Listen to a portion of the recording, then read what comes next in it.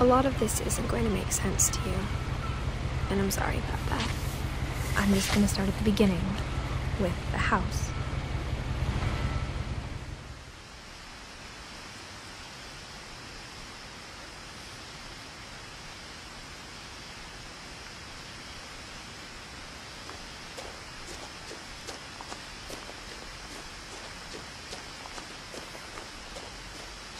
I lived here until I was 11, but I wasn't allowed inside half the rooms.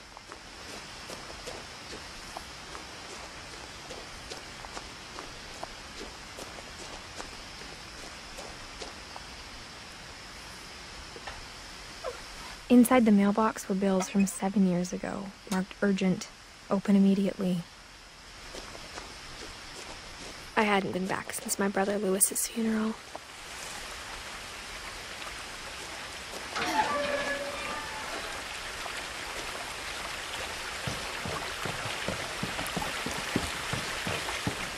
In her will, my mother left me a key, but didn't tell me what it unlocked. Maybe she thought I'd know, or she thought that the mystery would be enough to bring me back.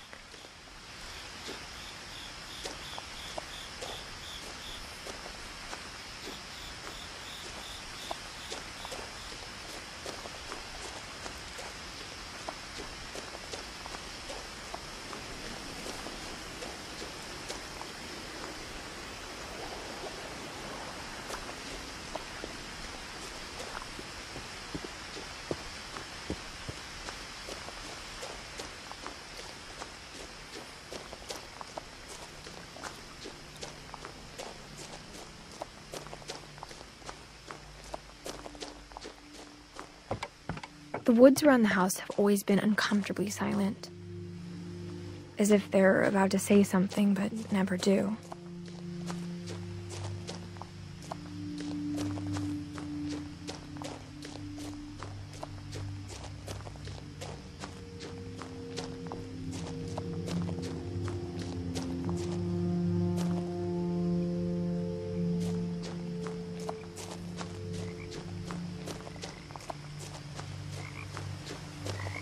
The house was exactly like I remembered it, the way I'd been dreaming about it.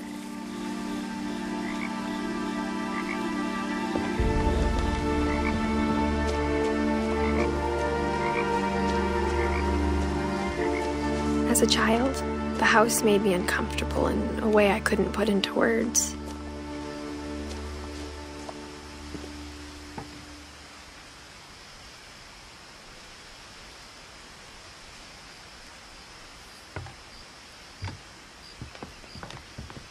Now, as a 17-year-old, I knew exactly what those words were. I was afraid of the house.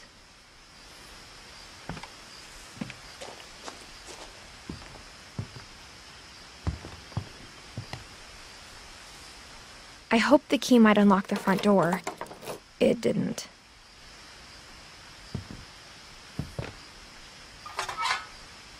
Looking in, I felt like the house itself had been waiting for me.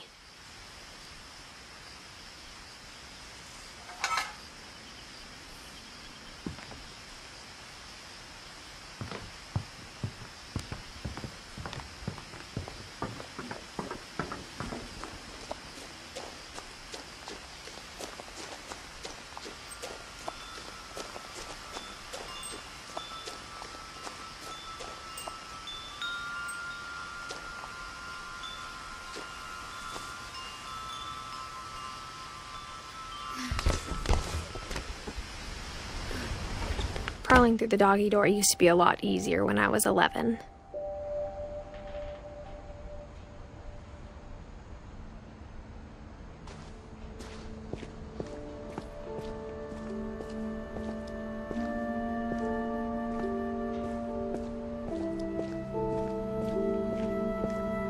For the first time in years, I felt like I was home.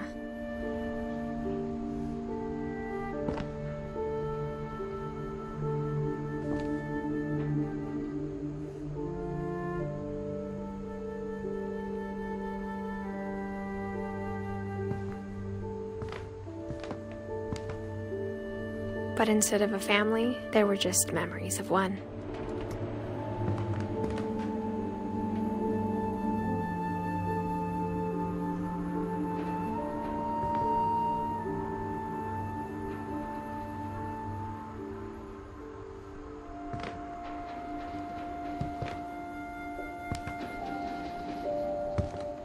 Like how after Louis started working at the cannery, we all got sick of eating salmon. Except our cat, Molly.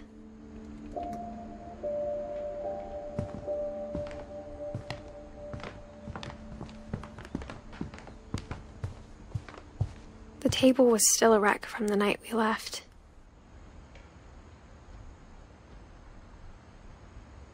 It was like a bomb had gone off, killing everyone but sparing the furniture.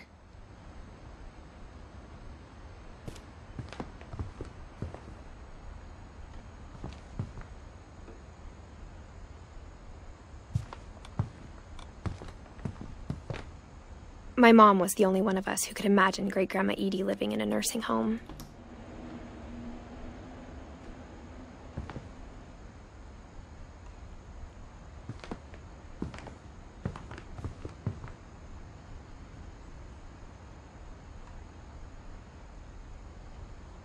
Nothing in the house looked abnormal. There was just too much of it, like a smile with too many teeth. Mom always told me to stay out of the basement, so I wasn't too surprised when the key didn't fit.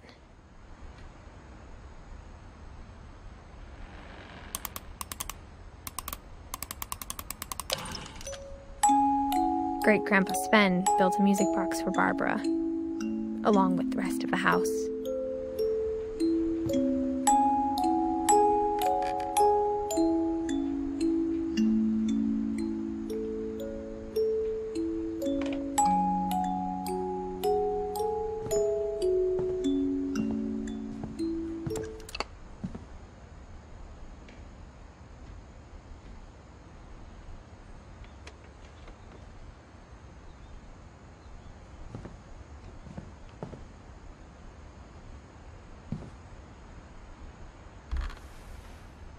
Edie told me once that every Finch who ever lived is buried somewhere in the library.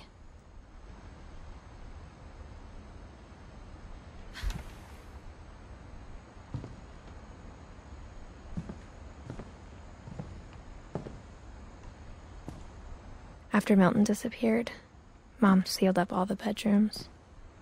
Then Edie retaliated and drilled peepholes.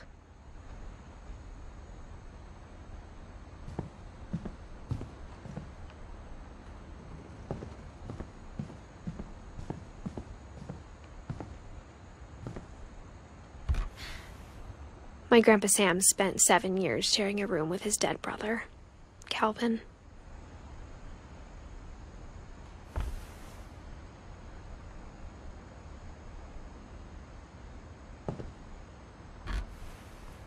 As a kid, I just assumed every house had peepholes and sealed rooms you weren't allowed inside of.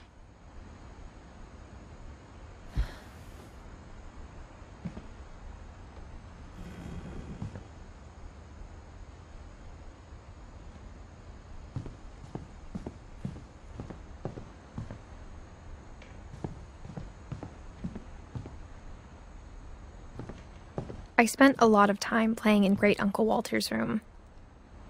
I think my mom sometimes regretted not sealing it up.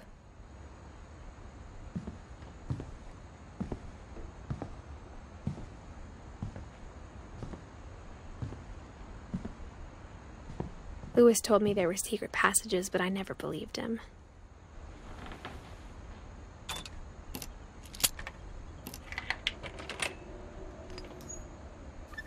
Turns out, my mom was really good at keeping secrets. Now it was time to find out what my mom had been afraid of.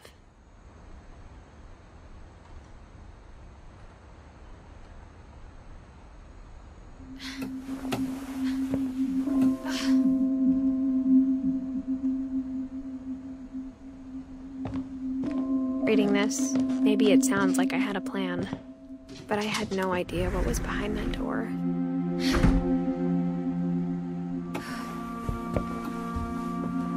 Just almost like I had no idea where all this was gonna lead.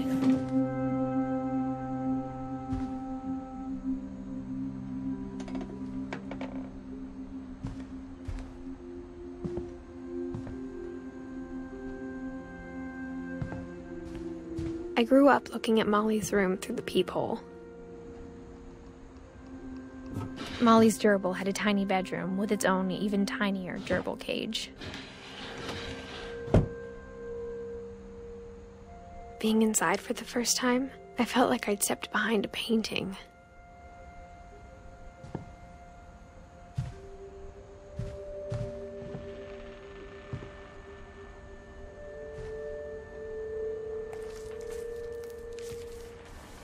December 13th, 1947.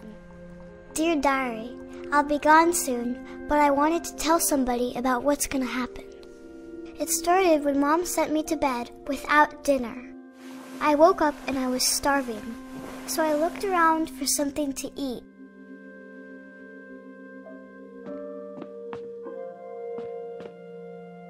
The gerbil food was dry, but I didn't mind it.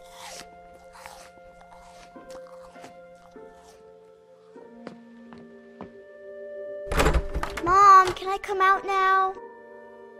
Sweetheart, it's late. Go to sleep.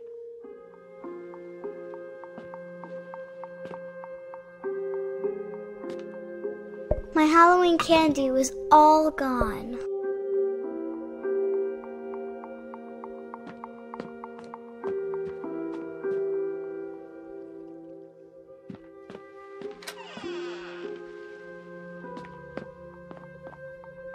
I kept eating and eating.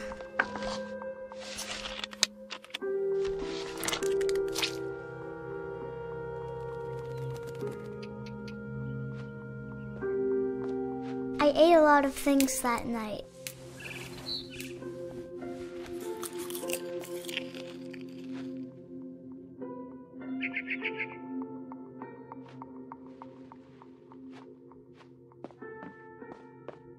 Then I heard chirping outside my window.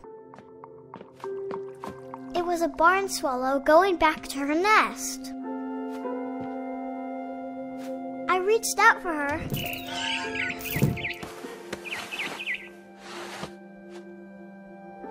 And suddenly,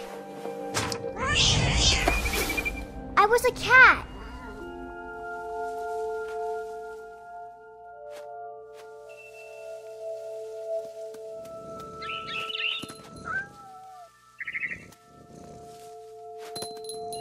I tried to be quiet, but the bird was really scared.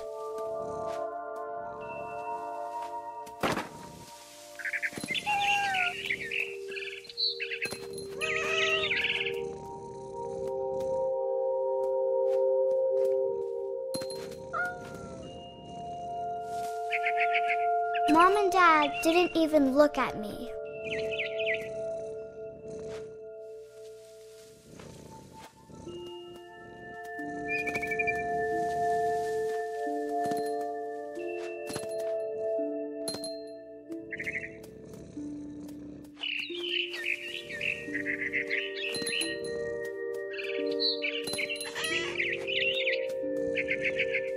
I jumped and I almost got her.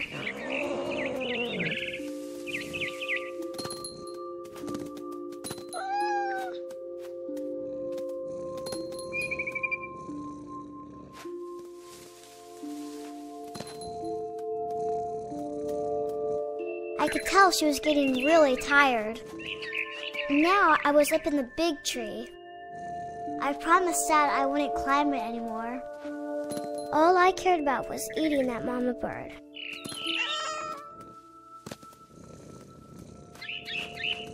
I gobbled her up.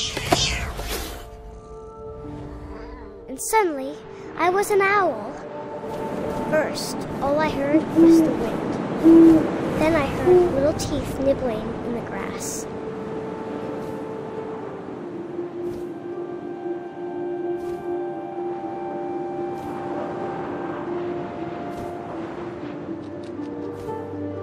Rabbits.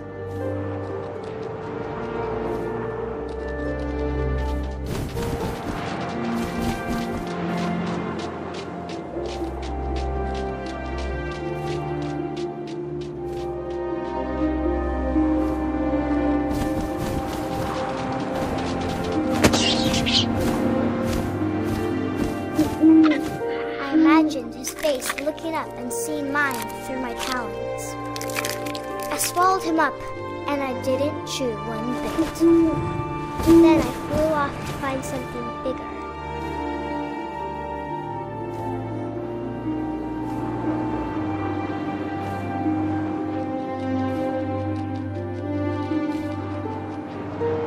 A mama rabbit.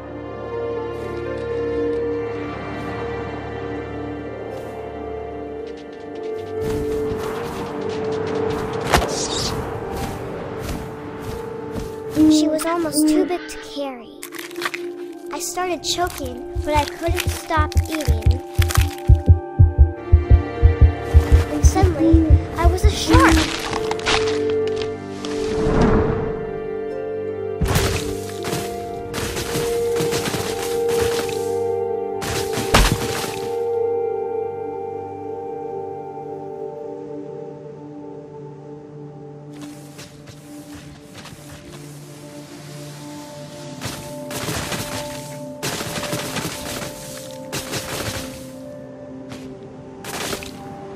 I rolled off a cliff and into the ocean.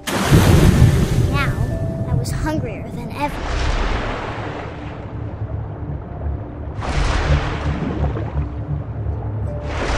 I wanted fat, juicy seals. I tore off her flipper, and it tasted really good.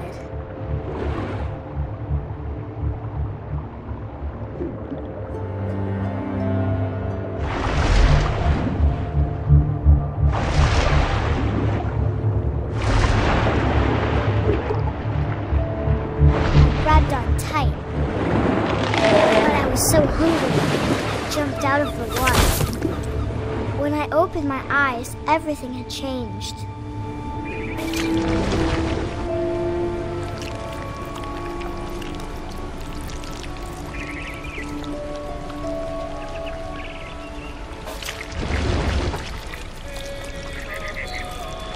Now I was a monster, and I smelled people everywhere.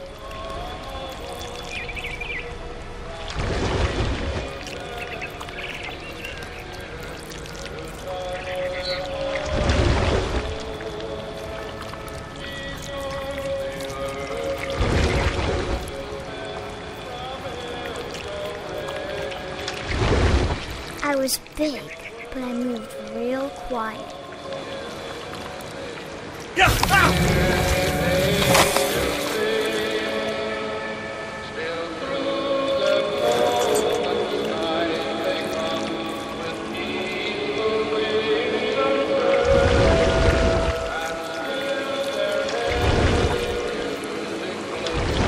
I wanted to stop, but also I didn't.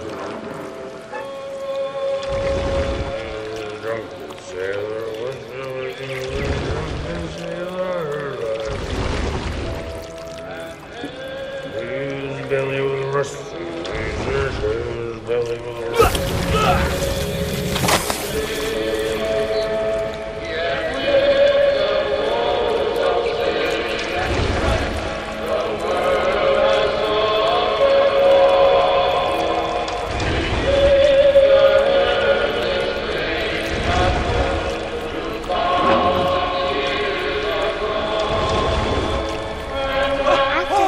Passenger, I was still hungry, and across the water I smelled something new, something I had to have, so I swam towards it.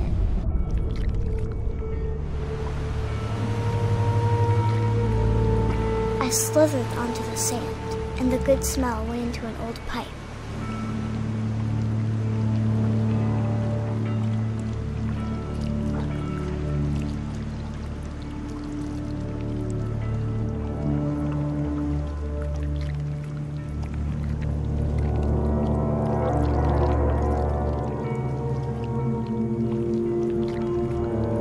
I got closer and closer.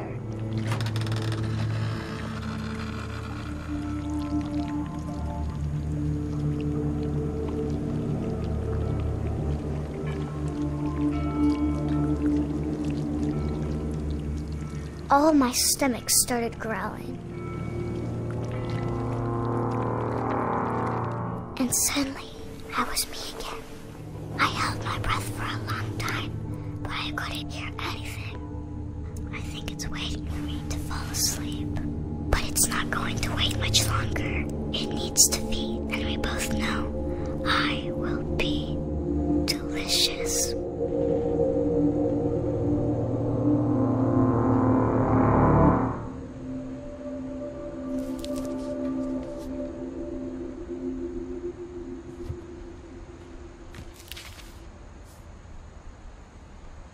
I'm not sure if I believed all of that, but I'm sure Edie would have.